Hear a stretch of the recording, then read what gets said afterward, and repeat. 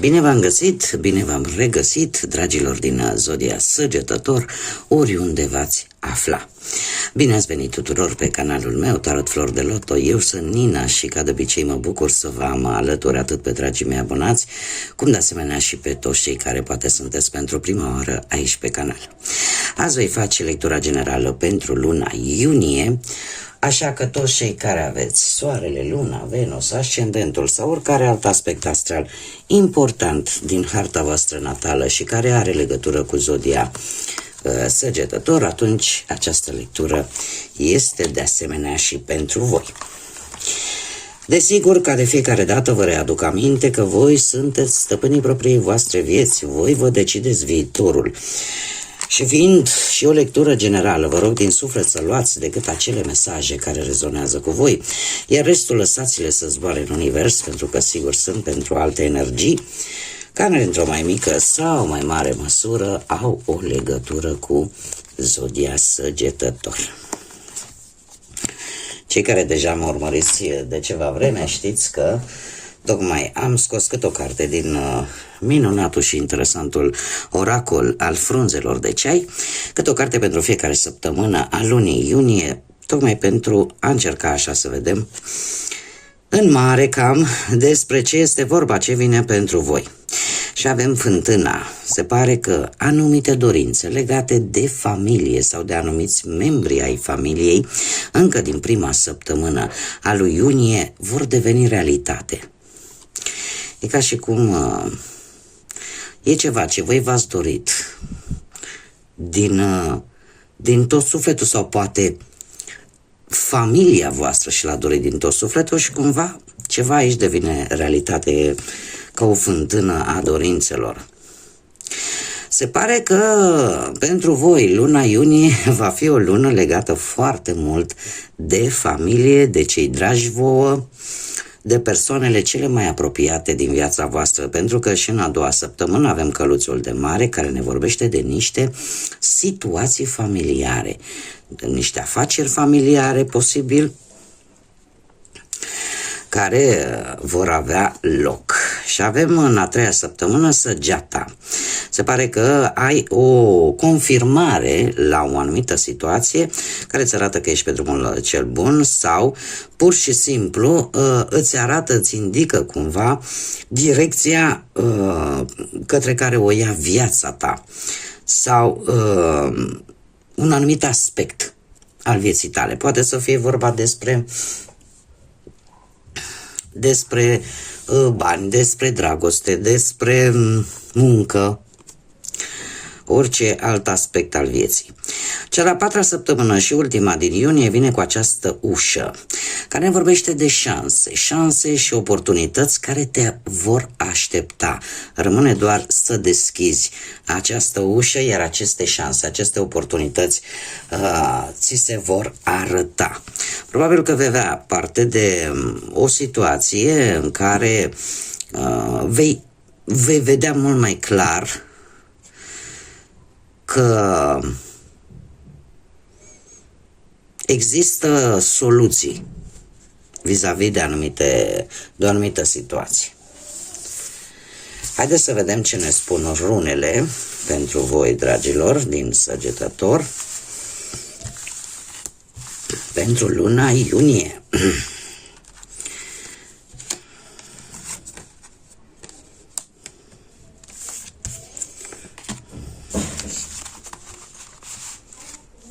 Să vedem.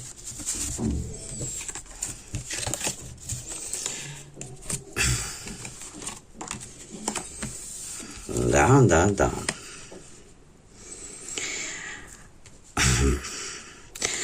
Dragilor, cu ceva timp în urmă v-ați cam consumat energia pe lucruri sau pe situații care nu prea au meritat. Souli este runa care ne vorbește în principal de vitalitate, de, cum să spun eu, de energie, de reușite, doar că fiind în acest caz, fiind întoarsă, se pare că ai tot încercat, ai tot consumat, cum am mai spus, atât timp cât și energie pe un proiect, pe un plan, pe o situație, pe o relație care, din păcate, nu prea ți-a dat rezultate bune. În prezent, cu Bercana, e posibil să treci prin noi experiențe, prin noi începuturi și, nu știu, pentru unii poate să fie legat de zodia Fecioară, poate să fie legat de o parte feminină, poate de o mamă. Pentru alții poate semnifica nașterea, venirea pe lume a unui copil. Pentru alții poate semnifica și simboliza abundență, ceva pe care tu ai reușit să-l duci la bun sfârșit și să culegi roadele. Faptul că avem și zodia Fecioară mie îmi spune că atenția voastră la anumite detalii și felul cum ați aprofundizat o anumită situație v-a ajutat să începeți ceva nou, un nou proiect sau să culegeți roadele unei anumite situații. Luna iunie vine cu Kenaz care eu aș zice că este o iluminare posibil pentru unii, o cunoaștere sau o idee care vă vine așa foarte bună, ceva care vă ajută să descoperiți lucruri noi. De asemenea, e posibil să fiți foarte inspirați și să descoperiți lucruri care până acum nu au fost la vedere, iar asta să vă ajute să o luați pe drumul cel bun, să găsiți adevărul vis-a-vis de o anumită situație. Oricum, este o rună foarte bună și eu aș spune că e o perioadă în care poate că nu ar fi rău să țineți anumite lucruri pentru voi în luna iunie. Aici am și un cristal, citrinul, care vă poate da acea energie necesară de-a lungul lui iunie. Și de asemenea, cum am mai spus, sunt lucruri pe care ar trebui să fiți înțelepți și să le țineți pentru voi, cum să zic eu, planurile pe care voi le aveți, să încercați să nu le mai spuneți așa la toată lumea, pentru că, într-adevăr, sunt șanse ori să aveți vreo idee genială și asta să vă ajute, ori să descoperiți lucruri importante care poate v-ar prinde bine vouă. Sunt momente în viață, mai ales atunci când avem tot un plan important, care ar trebui să-l ținem pentru voi până când îl vedem realizat, înfăptuit, de fapt. Haideți să vedem ce ne spune și tarotul pentru dragii mei din Săgetător sau pentru toți cei care aveți o conexiune importantă cu această zodie. Ce vine pentru luna iunie? Să vedem.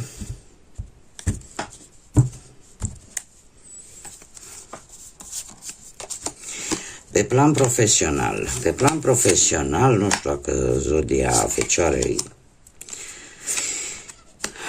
are vreun rol, dar ați avut o perioadă destul de, cum să spun eu, ați fost așa un pic mai singurei sau pur și simplu v-ați fost un pic mai rezervați, ați analizat în profunzime o anumită situație profesională,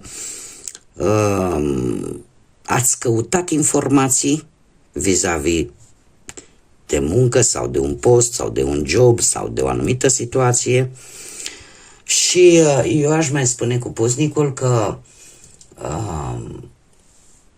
unii dintre voi, chiar dacă ați avut în gând să renunțați la un anumit job, ori v-ați dat seama că deocamdată lucrurile au fost blocate și știați că nu erau șanse destul de de grele să găsiți un alt job, sau pur și simplu, chiar dacă ați renunțat la un job, v-ați dat seama că ați traversat o perioadă în care găsirea unuia nou nu a fost tocmai favorabilă.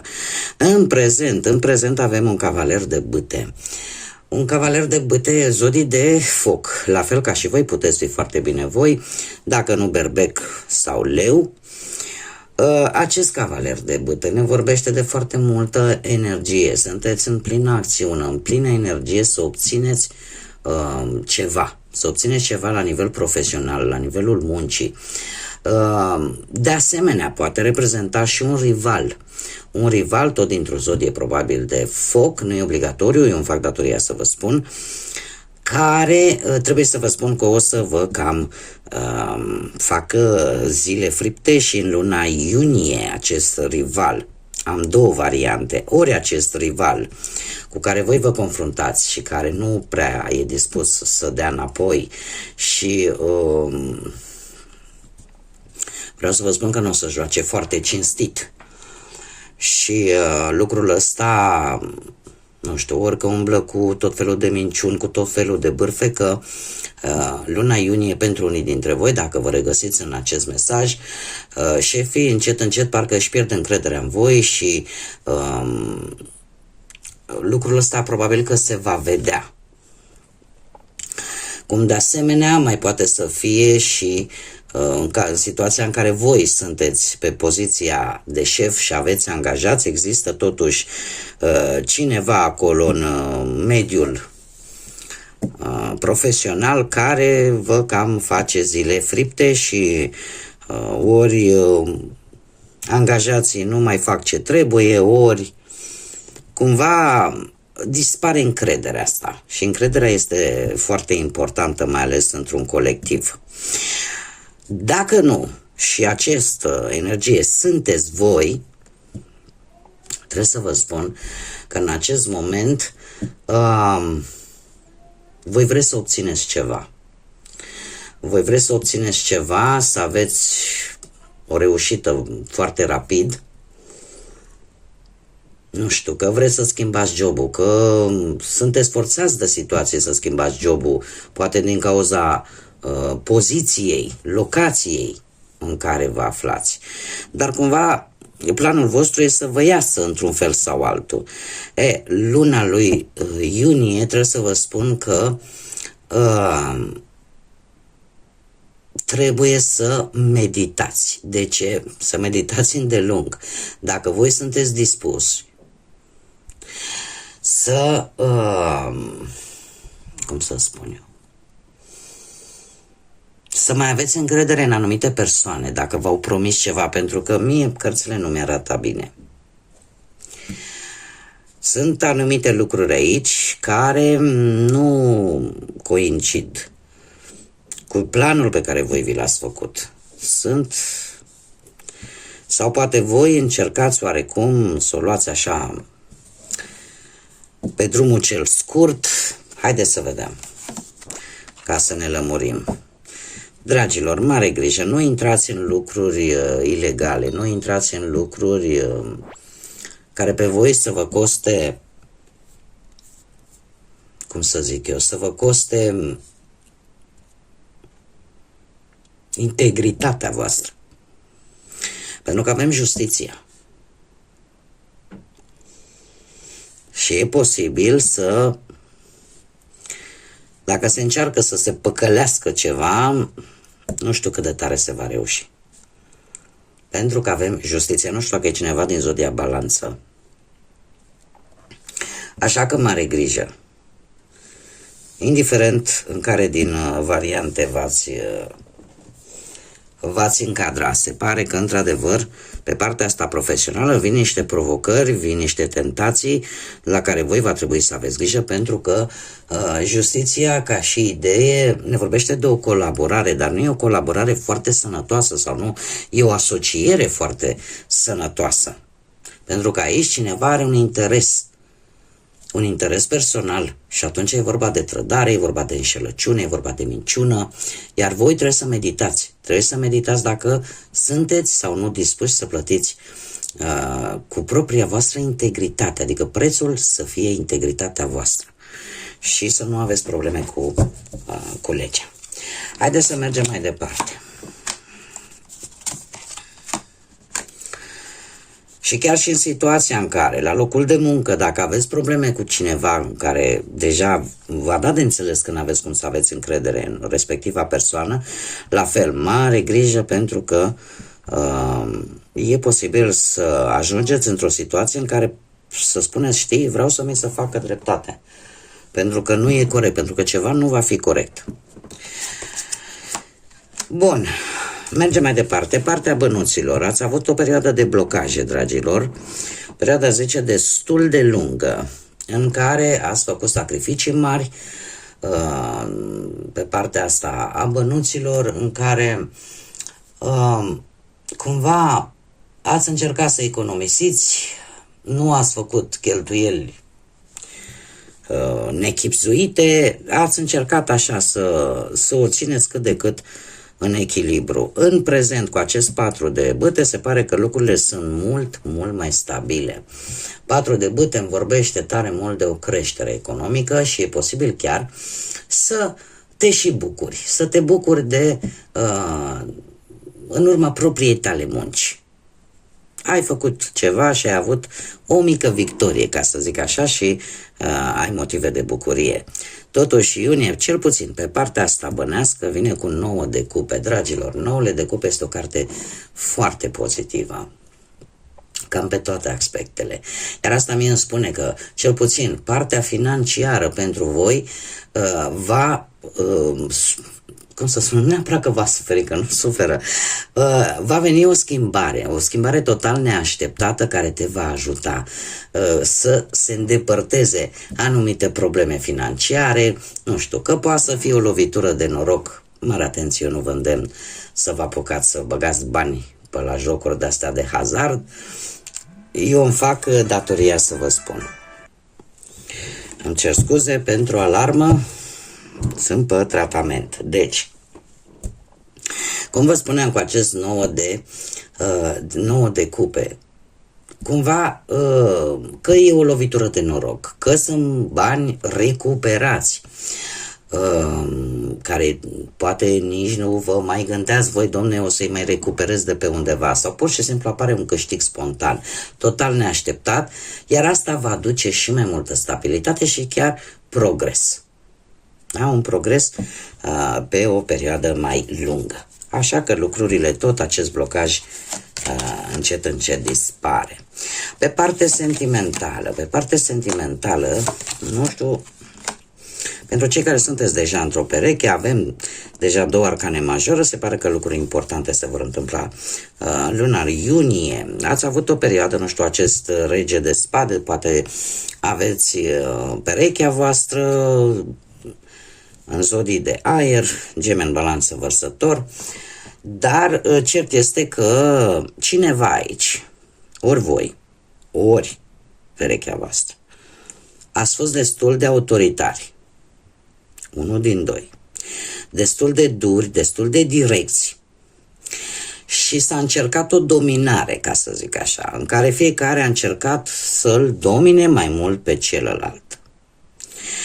Ce se întâmplă? Iar asta e posibil să fi creat anumite disensiuni între voi. În prezent avem steaua, zodia Vărsător. Încă o dată mi se repetă o zodie de aer. Se pare că lucrurile cumva ați reușit oarecum așa să vă moderați. Amândoi. Ați încercat cumva să vă moderați în așa fel încât în acest moment cumva relația este într-o fază mai liniștită, mai cum să zic eu, mai plină de speranță. Da? Adică lucrurile merg încet, încet către mai bine. Luna lui iunie pentru voi, dragilor, vine cu optimism în ceea ce privește relația voastră, vine cu foarte multă căldură, avem soarele. Vine pentru unii chiar cu o cerere poate în căsătorie, dacă nu sunteți căsătoriți. Dacă nu, per general, vine cu foarte multă iubire, foarte multă pasiune și în felul ăsta toate acele dificultăți prin care poate ați trecut de curând, încet dispar. Da? Chiar dacă e posibil ca voi sau perechea voastră, pentru că aici am o zodie de foc, am zodia leu, dar puteți fi voi, poate să fie perechea voastră, chiar dacă aveți poate un caracter mai puternic, dar totuși există dragoste, există multă dragoste și lucrul ăsta se pare că învinge tot această stare de, cum să spun eu, stare așa de eu comand, eu spun, această stare autoritară, pe care unul dintre voi a avut-o cu ceva timp în urmă. Așa că lucrurile nu merg rău deloc. Haideți să vedem planul sentimental pentru cei singuri în urma poate a văduviei sau poate a unui divorț sau unei separări. Dragii mei, voi cu Marele Preot aici, nu știu, zodii am așa. Am zodia Taur. Nu știu dacă ați avut vreo legătură cu cineva care lucrează poate în domeniul ăsta, nu știu, ca profesor, învățător, mediul ăsta universitar sau poate chiar care are legătură cu spiritualitatea. Și este foarte curios. De ce? Pentru că ceva pe voi în acest moment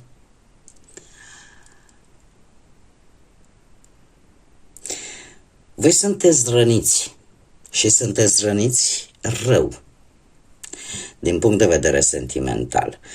Nu știu dacă acest personaj ori are principii tradiționale care poate nu corespund foarte tare cu principiile voastre, sau e mai ocupat de pune mai mult preț pe anumite principii personale și în felul ăsta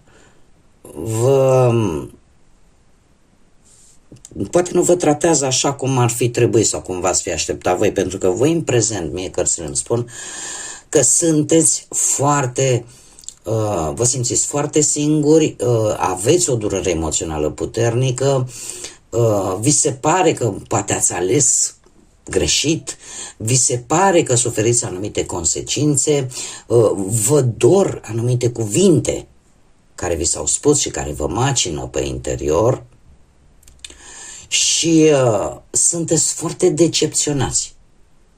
Paradoxal, decepționați de o persoană într-un interval de timp foarte scurt.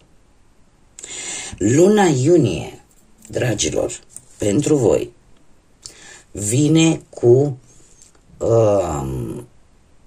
cum să spun eu, cu o situație legată poate de familie sau legată de această relație pe care voi ați încercat cumva să o aveți, care o să vă pună un pic în dilemă și o să vă facă să ieșiți din zona voastră de confort. O să vă dați seama că probabil sunt alte persoane involucrate, că nu e ușor să decizi, dar ești nevoită să ieși din zona ta de confort pentru a găsi soluții și pentru a ieși din această stare dificilă de durere emoțională prin care treci în acest moment. E posibil, de asemenea, ca o persoană foarte aproape de tine să fie exact ceea ce tu cauți, dar pe care tu să o ignori. Și probabil că cam aceasta să fie, cum să spun eu, dacă îi dau o șansă respectivei persoane, probabil că asta te va face să ieși din zona ta de confort. Din zona aia, de fapt, zona de confort în situația dată este acea zonă în care tu relativ te simți în siguranță. Este o zonă pe care nu n-ai depășit-o până acum. dar se pare că va trebui să o faci. Haideți să vedem și ce situații necunoscute pot apărea pentru voi, dragilor din Săgetători, sau cu conexiuni importante în această zodie. Și avem, foarte interesant, cadoul întunericului, sau cadoul din întuneric, mă scuzați, cadoul din întuneric, nu m-am exprimat corect prima oară pentru că e o mică mare diferență. Și spune așa, că sunt cadouri acolo în întuneric pe care trebuie să le descoperi. Sunt comori pe care trebuie să le descoperi. Este într-un mod metaforic, desigur, un mesaj care ne spune, domne, de multe ori exact ce vă spuneam, suntem obișnuiți să trăim într-un anumit mediu, într-un anumit loc, într-o anumită situație, încât nu mai vedem dincolo, ne construim o graniță și nu mai trecem dincolo. De ce? Ne este teamă de necunoscut, ne este teamă de întunericul necunoscutului, de fapt. Și lucrul ăsta, până când nu-l depășim și facem pasul dincolo de această graniță imaginară pe care ne-am impus-o, până nu ieșim din această zonă de confort personal, nu putem descoperi toate aceste lucruri. Pentru că aici întunericul nu se referă la ce probabil mulți dintre voi v-ați gândit. Este vorba, nu, și noaptea. Noaptea cum e? E întuneric, nu e... Ți-e frică să ieși noaptea afară, nu ieși. Dar e posibil, nu? Așa e și în viață. Tot ceea ce noi nu știm reprezintă un întuneric. Și apare o teamă. Cam asta vrea să transmit acest mesaj.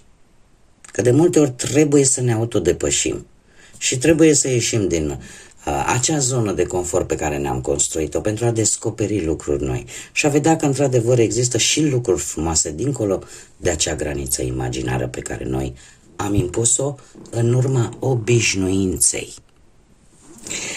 Haideți să vedem și înțelepciunea naturii ce ne spune pentru voi, dragilor, din Săgetători sau cu conexiuni puternice în această zodie. Exprimă-te și dă-i drumul, eliberează-te. Avem aici o furie care zace în unii dintre voi, probabil. Și spune așa, furia este o emoție foarte puternică care poate chema... care te îndeamnă să te exprimi, și să lași să iasă afară tot ceea ce ai ținut în interior atâta vreme.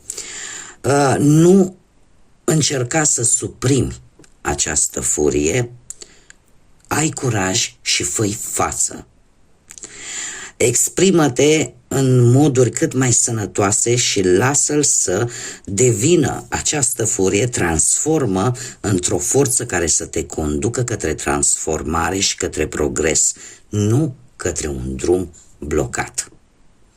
Este într-adevăr foarte important acest lucru, pentru că de multe ori ținem în noi și răbufnim la un moment dat, nu că ești ca o bombă cu ceas și la un moment dat răbufnim și de regulă atunci când răbufnești, indiferent de ce zodie ești, că unele într-o mai mare sau mai mică măsură, dar ceva se distruge și atunci toată această furie trebuie să o canalizăm într-un mod cât mai sănătos, cât mai benefic pentru noi. Nu e bine nici să o ținem foarte mult în noi, dar și atunci când îi dăm drumul să o canalizăm către ceva care să ne poată ajuta sau să o canalizăm într-o manieră mult mai asertivă, în așa fel încât tu să scoți tot ceea ce este negativ și în același timp să te să te liniștești, dar să o faci în așa fel încât ea să devină o forță care să te ghideze, care să te conducă, să-ți dai seama de multe lucruri care se întâmplă lângă tine și să-ți dai seama că poți mai mult, că te poți transforma, că poți progresa și nu că poți să te blochezi. Este foarte, foarte interesant acest mesaj. Bun, dragii mei, eu cam atât am avut pentru voi, pentru această lună iunie. Desigur, noi o să ne mai vedem și la alte lecturi. Până data viitoare, când ne vom reîntâlni, eu vă doresc să aveți un iunie cât mai liniștit, cât mai înțelept, cât mai plin de multă energie pozitivă și, desigur, să aveți parte de cât mai multă iubire. Așa că, dragilor, să fiți iubiți și ne vedem la următoarea lectură.